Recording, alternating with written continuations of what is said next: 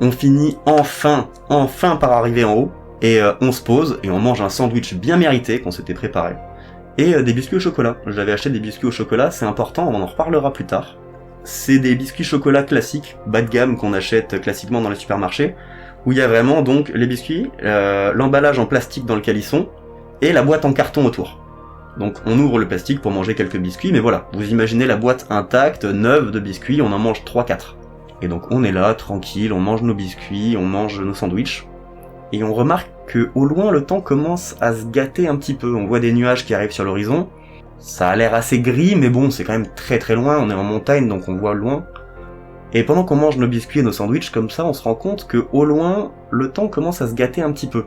Le ciel commence à devenir un petit peu plus gris, et il y a comme un orage qui se prépare au loin, mais bon, comme on est en hauteur, on voit vraiment loin, et on se dit que ça devrait aller.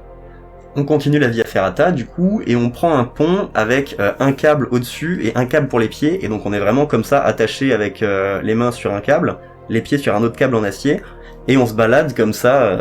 le long des deux câbles, et on relie deux falaises de cette façon-là. C'est vraiment super impressionnant, le câble il est super haut,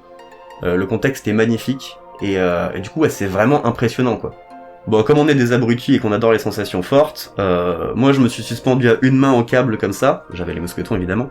et mon collègue lui s'est mis à faire des tractions à côté comme ça en hurlant, et ouais non c'était vraiment super drôle, on a rigolé comme des fous, et du coup on continue de monter comme ça la montagne avec les agrafes, les câbles, les différents types de ponts, et on se retrouve à marcher sur une arête rocheuse, donc vraiment c'est le sommet de la montagne comme ça,